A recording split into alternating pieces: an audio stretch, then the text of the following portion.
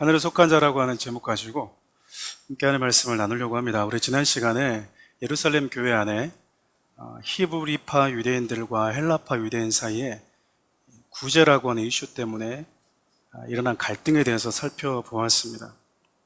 그리고 그 갈등이 일어났을 때 교회 최고 리더십이라고 하는 사도들이 이 일을 하나님 안에서 어떻게 지혜롭게 풀어가는지 우리가 생각해 보았죠.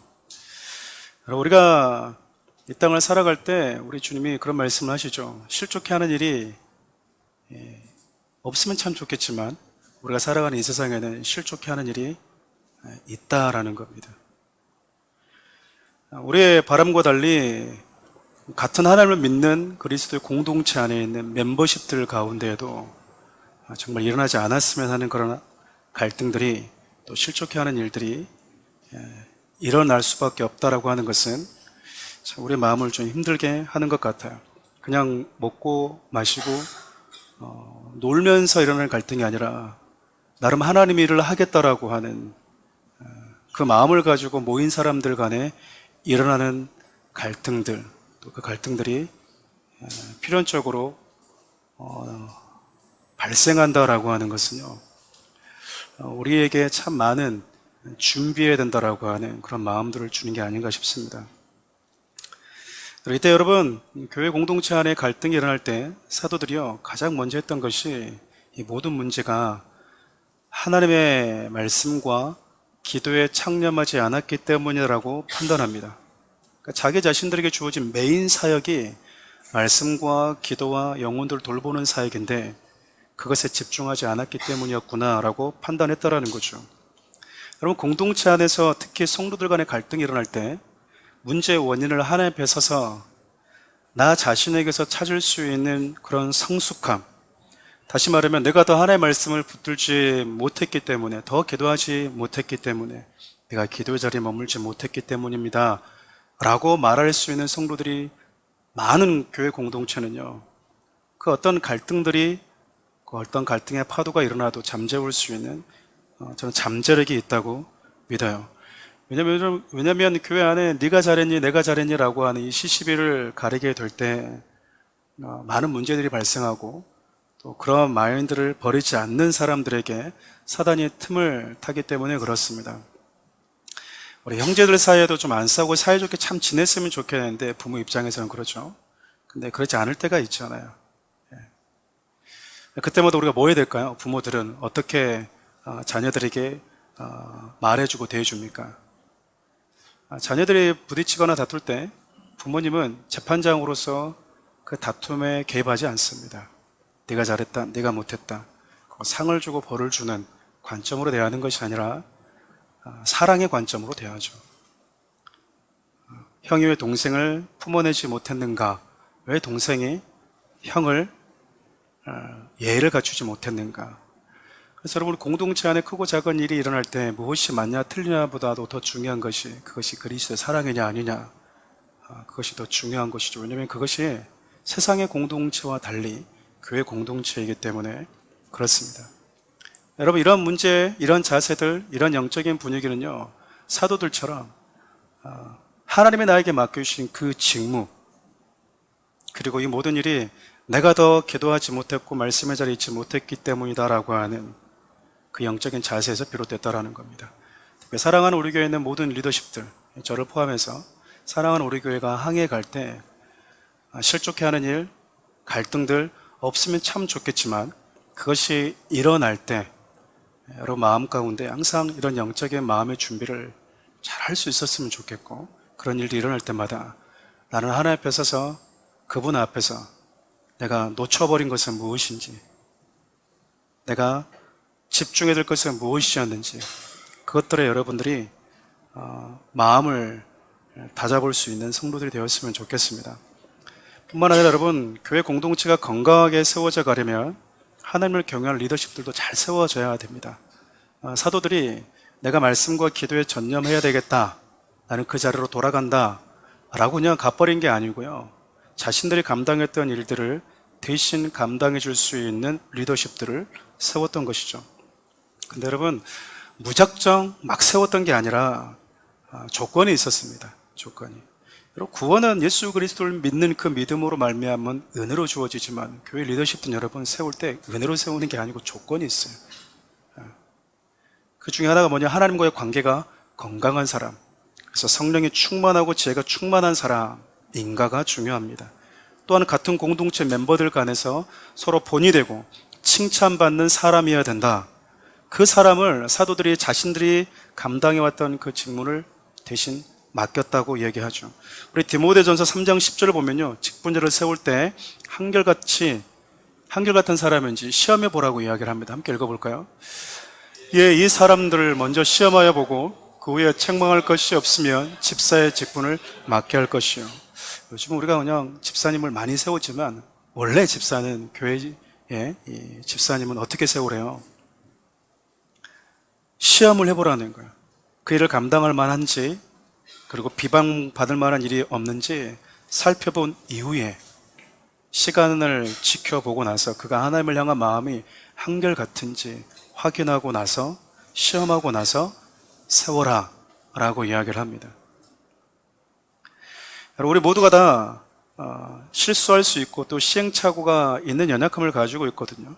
그래도 여러분, 적어도 하나님과의 관계에 나아가서 영혼과의 관계에 있어 기복이 없이 한결같은 자가 하나님이 쓰시기에 합당하다라는 말입니다. 이처럼 여러분, 예루살렘 교회가 말씀에 따라서 교회다운 모습을 회복하니까 그 완고했던 제사장 무리들도 복음 앞에 굴복하는 일이 벌어졌어요.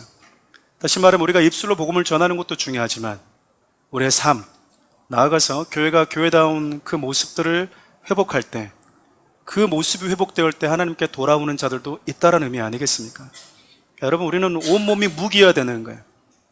입만 무기여야 되는 게 아니고요, 우리의 삶도 무기여야 되고 그리스도인다운 모습도 그들이 예수 그리스도 안으로 들어오고 예수 그리스도의 복음을 듣지 못하게 만드는 어둠의 영들의 견고한 진을 무너뜨리는 강력한 무기로 작용할 수 있어야 된다는 겁니다. 오늘 여러분 함께 읽었던 본문의 내용은 예루살렘 교회 안에서 일어난 갈등의 불을 진화하기 위해서 세워진 7 집사님들 가운데 한 명인 스데반 집사님에 대한 이야기예요. 우리가 다음 주에 살펴보겠지만 7장은 그 스데반 집사님의 설교 내용입니다. 여러분, 스데반 집사님은 예수 그리스도의 복음을 전하다가 사도들처럼 많은 불이익을 경험하고 또 음해를 받게 되죠. 그럼에도 그의 얼굴이 천사의 얼굴과 같았다라고 기록을 합니다. 성경이 이 여러 인물들 가운데 스데반 집사님의 사건을 기록한 이유가 무엇일까? 성경은 스데반 집사님을 통해서 저와 여러분들이 어떤 모습들을 갖길 원하실까? 이 부분을 여러분과 짧게 한번 살펴보려고 합니다. 먼저 여러분, 스데반 집사님은 하나님 나라에 속한, 하늘에 속한 복음의 사람으로 살았어요. 오늘 우리가 읽었던 본문의 내용을 여러분들이 쭉 자세히 들여다보면요, 스데반 집사님이 민간의 기사와 표적을 행하고 예수 그리스도의 복음을 전했다는 것을 알 수 있어요. 여러분, 지난 시간에 비춰보면 스데반 집사님을 포함해서 7 집사님을 세웠던 이유가 무엇이었습니까? 사도들이 했던 그 일들을 대신 뭐하도록? 감당하도록, 공동체 안에 일어나는 크고 작은 갈등의 불씨를 꺼트릴 수 있도록, 그래서 그런 것들이 일어나지 않도록 하기 위해서 성령이 충만한 사람, 지혜가 충만한 사람, 성도들에게 본이 되고 칭찬받는 사람을 세웠던 거잖아요. 그래서 그동안 제자들이, 사도들이 감당해왔던 구제와 봉사, 섬김, 양육, 재정, 행정 등의 일들을 그들이 감당해 왔을 거야. 근데 여러분, 지금 집사님이 그 일을 해야 되는 이 집사님이 뭐 하고 있습니까? 민간에 다니면서 기적을 행하고 있고 하나님의 놀라운 표적을 행하고 있고 복음을 전하고 있었다라는 거예요. 여러분, 이것들을 보면은 복음 전하는 사역은요, 그리스도인 되는 모든 사람들에게 메인 사역이라는 거예요. 비단 사도들뿐만 아니라 7 집사님에게 주어진 가장 중요한 사역 역시 복음 전파였다라는 겁니다. 공동체를 건강하게 세워가기 위해서 사랑하는 우리 교회도 목사인 저를 포함해서 여러 직무가 있어요. 그런데 여러분, 삶의 현장으로 돌아가면 저와 여러분들에게 메인 사역이 기다리고 있습니다. 그 메인 사역이 뭘까요? 그 메인 사역이 뭘까요?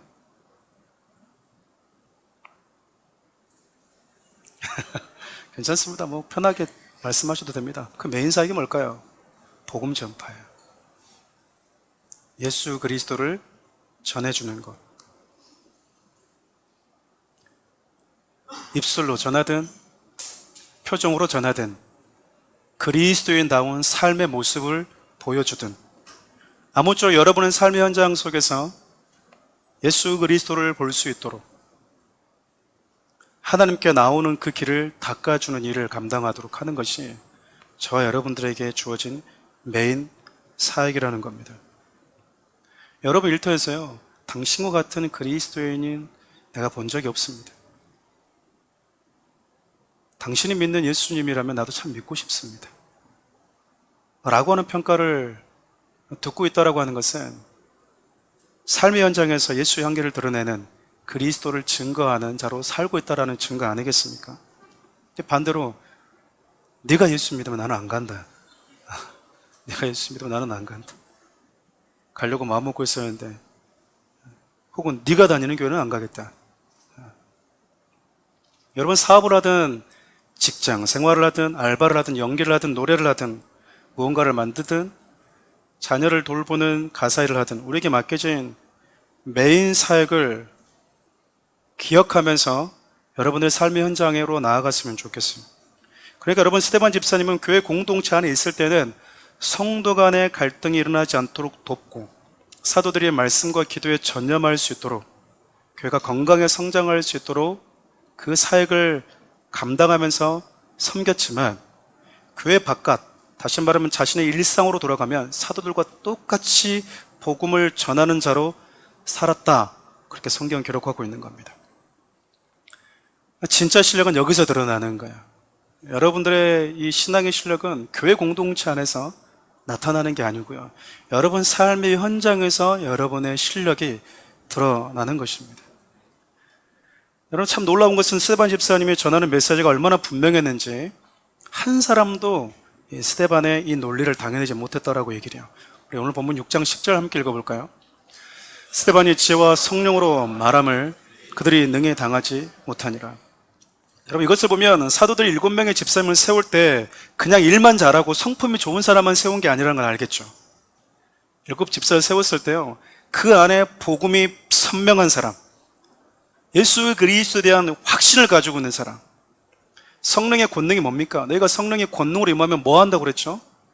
증인으로 살 것이다 라고 얘기했잖아요. 그러니까 내 안에 복음에 대한 확신이 있을 뿐만 아니라 내가 이 땅을 살아가면서 증인으로 살아야 된다라고 하는 이 분명한 사명의식이 있는 사람을, 그 영적인 의식을 갖춘 자를 세웠다라는 것 아니겠습니까? 저는 이런 메시지를 한 번씩 이렇게 읽고 발견할 때마다 마음에 조금 안타까움이 있어요. 왜냐하면 제가 어린 시절 보아왔던 많은 교회들이 성도들을 영적으로 성장시키고 그의 삶의 현장 가운데서 그리스도다운 삶을 살아내도록 애쓰는 것이 아니라 교회 일꾼 만드는 데 집중했기 때문에 그래요. 그래서 성도들이 교회를 떠나지 않고 며칠이고 교회에 있으면 신앙이 성숙한 사람처럼 인식이 되어 왔다는 거예요. 요즘에 이런 말 하면 조금 이렇게 불만을 토로하시는 분도 있겠지만 예전에는 이제 우리 어머님들이 남편의 밥을 많이 차려줬잖아요. 남편 밥도 안 차려주고 뭐 하는 겁니까? 집에를 안 가요. 집에를. 목사님 밥 해주고 빨래 해주고 교회 뭐 해주고 집에를 안 가요. 집에를. 다 집으로 돌아가시기 바랍니다. 지금 일어나서 가라는 얘기가 아니고요.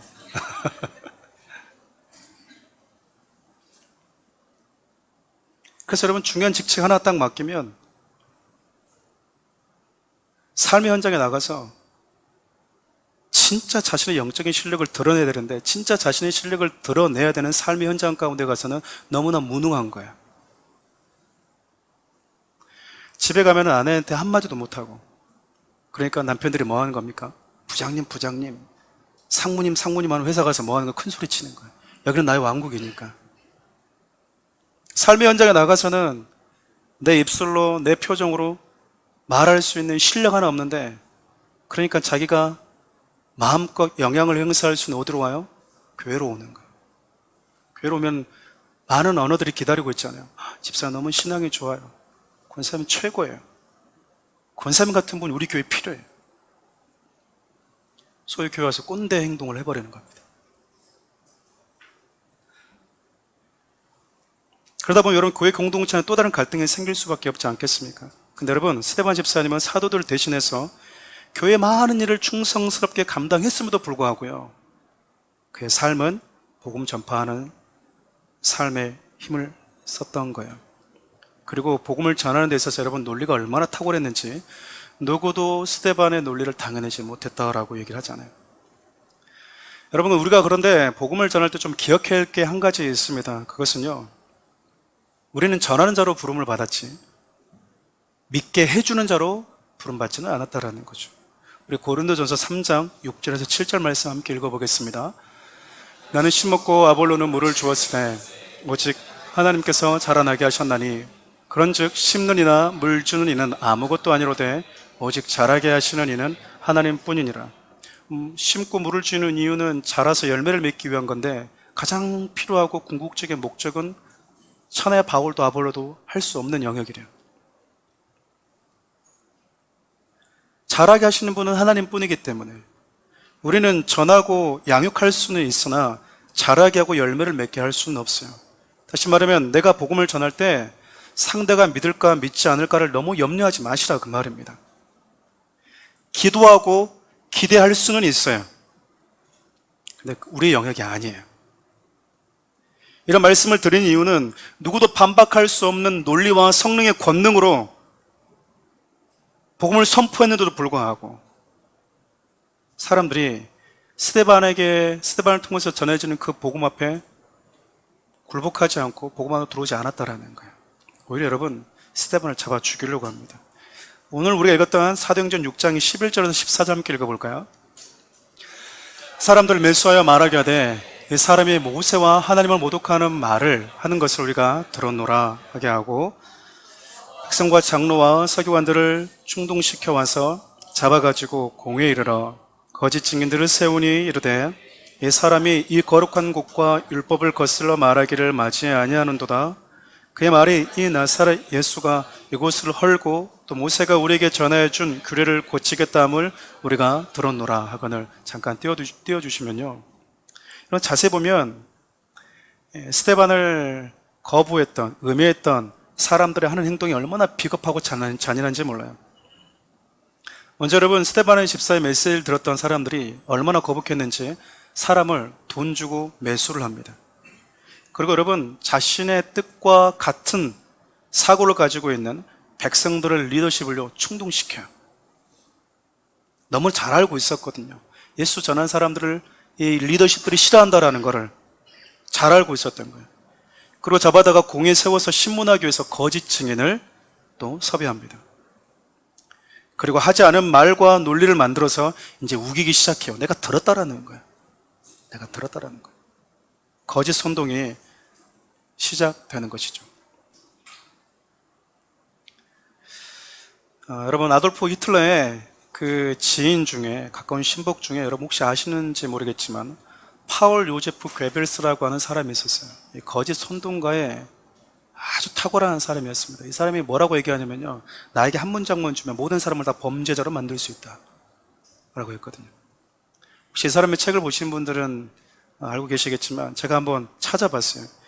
제가 보면서 깜짝 놀라는 거예요. 저도 이 사람이 했던 여러 가지 그 표현들 중에 몇 가지만 제가 적어와 봤는데요. 민중은 단순하다. 빵 한 덩어리와 왜곡된 정보만 주면 국가에 충실한 사람으로 만들 수 있다. 우리 위에 국가가 지금 그러고 있죠. 네. 빵 하나 주고 거짓 정보만 주면 국가에 충성하는 사람으로 만들 수 있다는 거예요. 대중에게 생각이라는 것 자체가 존재하지 않는다. 우리 자주 들어봤던 대중은 어차피 꽤 대중이었습니다. 똑같잖아요. 그들이 말하는 생각이라고 하는 것은 모두 다른 사람들이 한 말을 그대로 반복하는 것에 불과하다. 여러분 왜 세상이 교회를 싫어하는 줄 아세요? 그리스도는 여러분 분명한 가치가 있어요. 사고가 있거든요. 추구하는 소망이 있어요. 우리가 이루고 싶은 나라가 있다니까요. 근데 여러분 매일 즐기고 방탕하고 사는 사람한테 무슨 그들이 소망하는 추구점이 있겠습니까? 그냥 잘 먹고 잘 살면 좋은 거야. 담배 피는 사람한테는 담배 가격만 낮춰주면 와, 저 정치인 그런 거 아니겠습니까? 근데 그리스도인은 생각이 있거든요. 분명한 기준이 있거든요. 그러면 동성애자들이 그렇게 싫어하는 거죠. 지지하는 세력들이 교회를 싫어할 수밖에 없는 거예요. 또 이런 말도 합니다. 분노와 증오는 대중을 열광시키는 가장 강력한 힘이다. 그러니까 여러분, 어떤 정치인들이 하는 얘기를 들었을 때 내 안에 분노가 일어나잖아요. 어떤 대상, 어떤 나라, 여러분 속으시면 안 돼요. 그래서 여러분, 그 선전의 가장 큰 적을 지식주의로 봐요. 지식주의. 이 똑똑한 사람들은요, 적이에요. 적. 그래서 여러분, 공산주의 사람들 여러분, 자신들의 이 정권을 만들 때요, 어디죠? 캄보디아 가면 킬링필드가 있습니까? 가면 여러분 거기 뭐가 있냐면, 제가 보니까 그러더라고요. 손이 부드러운 사람도 다 잡아주겠대요. 똑똑한 사람, 안경 쓴 사람도 다 잡아주겠다잖아요. 안경 벗어야 되겠는데. 좀 똑똑하다. 그러니까 여러분, 살아남으려면 뭐 해야 돼요? 연구 어디다 해야 돼. 연구 어디다 해야지. 똑똑한 척하면 다 죽는 겁니다. 다 죽는 거예요.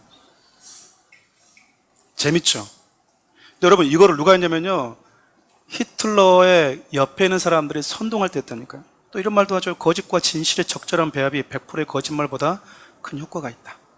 그러니까 진짜 거짓말만 하면 안 돼요. 이건 초짜예요. 적절히 뭘 섞어요? 사실도 살짝 섞는 거예요.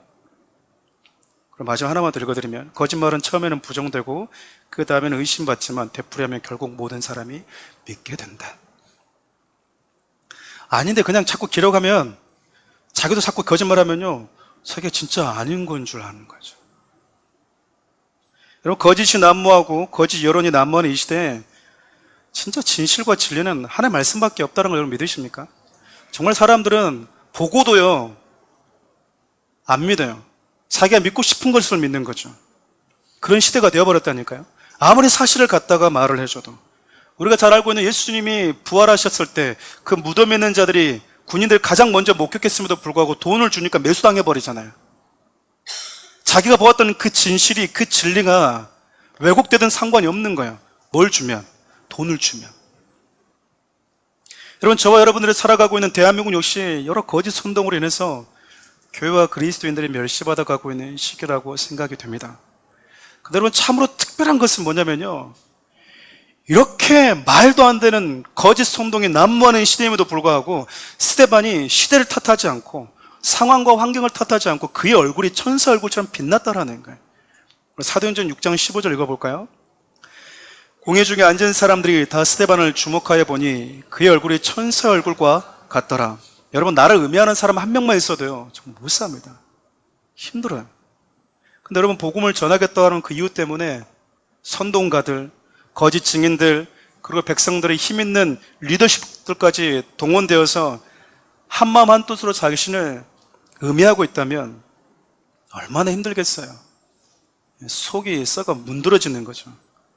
근데 스데반의 얼굴이 천사와 같았대요. 그 이유가 뭔지 아십니까? 이유가요, 의외로 아주 간단합니다. 8절 상관자 함께 읽어볼까요? 스데반이 은혜와 권능이 충만하여. 예수 그리스도의 은혜와 성령의 권능이 그의 영혼에 가득 차 있었기 때문이라는 거예요. 사람은 여러분, 내 안에 가득한 것이 말과 행동, 표정을 통해서 나오게 됩니다. 여러분의 표정이요, 여러분의 내면이 어떤 것이 담겨져 있는지를 보여주는 거울과 같은 거예요. 남편은 아내 얼굴에, 아내는 남편 얼굴에 책임을 져야 되는 거예요. 자녀들은 부모의 얼굴과 똑같습니다. 여러분, 얼굴의 표정을 보시면 그 사람은 사랑받고 있는지 알 수 있어요. 우리 자녀들이 사랑받고 있는지 알 수 있습니다. 그래서 따로 여러분들이 볼 때, 우리 남편 얼굴이 좀 썩어 들어가는데? 그럼 뭐 하셔야 돼요? 다들 회개하셔야 돼요. 다들 회개하시기 때문에. 제 가운데서 회개하시기 바랍니다. 내 아내 얼굴이 점점 빛을 잃어간다. 뭐 하셔야 돼요? 그 안에 뭐가 쌓여있는지를 보셔야 된다라는 거예요. 보셔야 되는 거예요. 마태복음 12장 34절부터 35절 함께 읽어볼까요? 독사의 자식들아, 너희는 악하니 어떻게 선한 말을 할 수 있느냐? 이는 마음에 가득한 것을 입으로 말함이라. 선한 사람은 그 쌓은 선에서 선한 것을 내고 악한 사람은 그 쌓은 악에서 악한 것을 내느니라. 여러분, 성경이 말하고 있는 원리는 뭐냐면요, 내면에 쌓여있는 것이 바깥으로 나온다 그 말이에요. 내면에 무엇이 쌓여있는지는 우리의 말과 행동과 표정을 통해서 나올 수밖에 없다라는 거예요. 여러분, 스데반 집사님이 저렇게 부당한 대우를 받고 있음에도 불구하고, 거짓 선동에 난무함에도 불구하고, 저 다 거짓 뉴스입니다. 방송국 다 문 닫게 해야 됩니다. 진짜 뉴스는 이겁니다. 방송국 하나 세우는 게 아니고요. 나 같은 죄인을 구원하시고 나 같은 자를 생명의 복음을 전하는 일꾼으로 사용하시는 그 하나님의 은혜에 대한 감사, 그리고 나 같은 자를 그 그리스도의 증인으로 부르신 성령의 권능, 이 상황을 두려움으로 초조함으로 맞닥뜨리는 것이 아니라 기쁨으로 받아들이게 하시는 그 성령의 권능이요, 스데반 집사님의 영혼의 마음에 너무나 가득 차 있었던 거예요. 그러니까 여러분, 상황의 두려움, 환경의 막막함이 비집고 들어올 틈이 없는 거예요. 왜죠? 꽉 차 있으니까. 성경을 보면 하나님을 만나고 내려왔던 모세의 얼굴에 광채가 났던 것 여러분 기억하실 겁니다. 변화산상에서 너희는 이의 말을 들으라고 하는 하나님의 음성이 들렸을 때 변화산상에서 영광스러운 모습으로 변하셨던 우리 주님의 얼굴도 여러분 기억하실 겁니다. 우리 얼굴의 광채는요, 누구와 마주 대하고 있는지, 누구와 가까이 있는지에 따라서 결정이 되는 거야. 아이들 얼굴 보면서요, 우르르 깍꿍하잖아요. 아이들이 웃을까요, 안 웃을까요? 웃어. 이렇게 하면 여러분, 애들 안 웃습니다. 애들 울어요. 웃어! 이렇게 여러분 인상 쓰면 애들 울어요.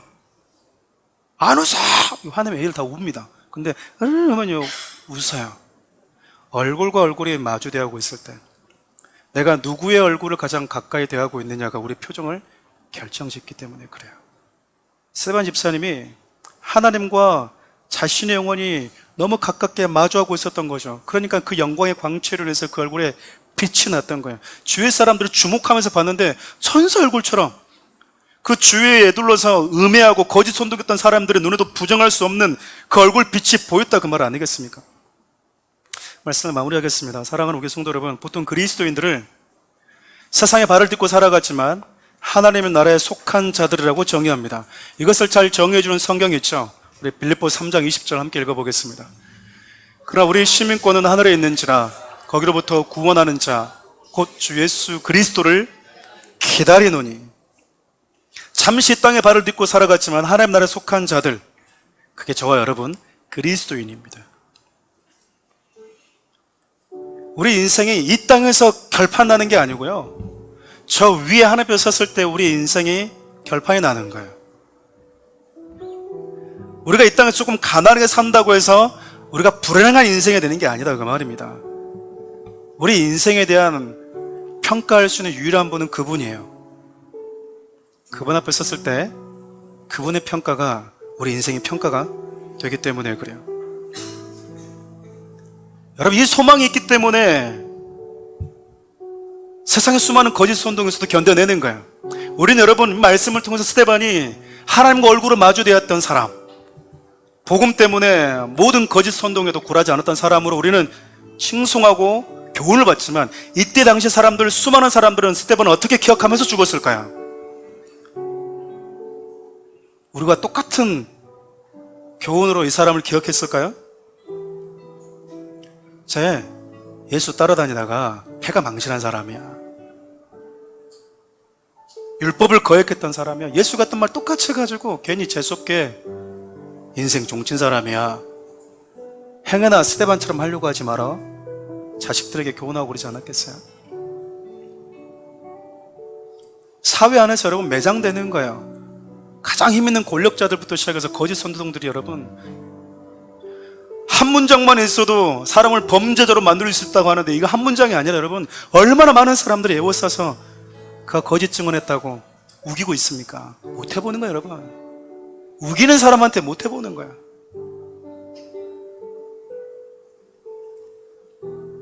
근데 여러분, 스데반 집사님이 이렇게 왜 일이 시발됐냐면, 소위 자유민들이라고 하는 사람들에게 복음을 전하다 그랬거든요. 여기서 말하는 자유민들이라고 하는 사람들이 여기저기 흩어져 살았지만 정권의 교체로 인해서 또 돈을 주고 다시 자유민이 돼서 고국 땅으로 돌아온 사람들이거든요. 돌아왔더니 너무 오랜 시간이 지나면서 생활 환경, 문화가 너무 달라져 있는 거야. 그래서 자신들이 살았던 그 문화와 같은 사람들과 만나서 그들만의 회당을 만들었고 생활하고 있었거든요. 근데 여러분, 스데반 집사람을 통해서 하나님이 그들에게 진짜 자유를 주려고 하고 있는 거예요. 복음 안에 담겨져 있는 참된 자유를 주기 위해서 하나님이 스데반을 예배해 주셨는데, 너희들이 돈을 주고 샀어? 시간이 지나서 정권이 교체가 됐어? 그렇게 얻은 자유 말고 죄와 죽음의 온몸에 빠져있는 너희들에게 진짜 참된 자유를 주기 위해서 내가 스데반을 너희들 위해서 예배해 주었어. 근데 그들이 뭐 하고 있는 겁니까? 알지 못하고 있는 거야. 참된 자유가 선포되어지고 있는데 돈 주고 산 자유보다 더 무가치하게 보였던 거죠. 사랑하는 우리 성도 여러분, 우리도 똑같이 참된 자유를 선포할 때요, 이런 일 겪을 수 있어요. 목사님, 저는 살다가 이런 성경 보면 꼭 남 얘기 같아요. 저는 이렇게까지 경험한 적이 없거든요. 전하지 않아서 그래요. 전하지 않아서 그런다고. 부끄러워해야 되는 거죠. 여러분, 전해보십시오. 같은 형제들한테도 여러분 문매질 당해요. 그만해라, 분위기 깬다 부터 시작해서 여러분, 가까운 사랑하는 그 가족들, 그렇게 나를 사랑했던 사람들에게도 여러분, 저 이상한 것 같아. 불편한 시각 금방 돌아와요. 여러분, 제가 그렇게 여러분 학창시절 때 운동도 좋아하고 공도 차고 좋아했거든요. 친구들 저를 얼마나 좋아했는지 몰라요. 제가 술 안 마시니까 현이는 부르지 말아라 그래서, 현이는 부르지 말아라. 공 찰 때만 저를 부르더라고. 그래서 친구들이 이렇게 안 노나? 이렇게 학교 끝나고 놀 것 같은데 안 보이니까 친한 친구한테, 야, 너희들은 공부만 하냐? 다 술집에 가는 거야. 야, 근데 왜 나를 안 불러? 너는 김 목사잖아. 야, 친구들 놓으면 술집은 안 된다고 너 안 부르는 거야. 나 괜찮아. 그래서 술집을 막 갔어요. 제가 술은 안 마시고 안주만 축 냈지만 친구들에게 복음을 전할 데가 없는 거예요. 사랑하는 우리 성도 여러분, 스데반의 이름이 스테파노스라고 하는 면류관이라는 뜻이거든요. 진짜 그의 이름처럼 빛나게 살았습니다. 저와 여러분들의 이름은 그리스도인이거든요. 예수의 사랑, 예수의 심장, 예수의 성품을 가진 자, 예수의 생명을 가진 자들이요. 여러분, 그 생명은 우리에게 정체성을 얘기하고요, 우리로 하여금 어떤 삶을 어떤 방향으로 가야 되는지를 얘기해주고 있는 거거든요. 복음보다 우리의 정체성을 더 정확하게 얘기해 주는 것은 없어요. 하나님, 이 시대 지금 이 상황에서 우리에게 사도행전 강의를 하면서 그 초대교회 성도들의 그 이야기를 우리에게 들려주고 있는 이유가 무엇일까? 세상에 바뀌는 건, 달라진 건 아무것도 없습니다. 유행도 돌고요, 사람은 늘 거기서 그렇습니다. 정치가들, 권력가들은 예나 지금이나 똑같습니다.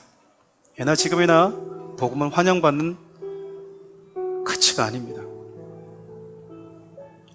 이 말씀이 여러분들에게 어렵게 들리거나 먼 나라, 이웃 나라 얘기로 들린다면 여러분 회개하셔야 돼요. 스스로의 질문을 던져보셔야 돼요. 나는 과연 전해봤나? 나는 전해보았는가? 요즘 애들 여러분 식당 가면요, 두수 먹어서 기도하는 것도 부끄러워합니다. 제가 흉내 한번 내볼까요? 우리 집사님들로 가면은 이렇게, 방금 뭐 했어? 눈 감고 떴어. 자기는 기도야 그게. 여러분, 집에 있을 때, 교회에 있을 때 눈 감고 뜨십시오. 근데 여러분 식당 가면 손을 모으고 기도하세요. 사람들한테 나 예수 믿는 사람이에요 라고 보여주십시오. 보여주라 그 말이에요. 예수가 부끄럽습니까? 여러분, 죄인들을 사랑하는 그 좋은 글씨 새겨가면서까지 죄인의 아버지다, 그래, 내가 죄인을 구원하기로 온 죄인의 애비다 라고 하는 그 좋은 글씨 새겨지는 것도 아랑곳하지 않고 우리에게 또 오셨는데, 우리가 영광스러운 하나님의 이름을 부끄러워한다는 건 진짜 수치인 거야. 사랑하는 우리 성도들이 사역하는 거, 교회 이전 다 좋습니다. 앞서 우리 선교사님이 하나님이 나를 바꾸시더라. 맞아요 여러분. 내 안에 여러분 예수의 사람이라고는 분명한 정체성이 없는데 우리가 무슨 사역을 많이 한들 뭔 의미가 있겠습니까? 여러분 스스로에게 질문을 던져보십시오. 나는 세상에 발을 딛고 살아가지만 하나님 나라에 속한, 하늘에 속한 자로 살고 있는가? 내 안에 그리스도의 심장이 뛰고 있는가?